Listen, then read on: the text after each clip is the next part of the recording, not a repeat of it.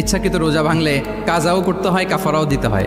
কাজা মানে একটা রোজার জন্য একটা রোজা, আর কাফারা মানে হচ্ছে আরো 60টা রোজা রাখতে হবে। কয়েকটা জিনিস আছে, বেসিক্যালি 3টা।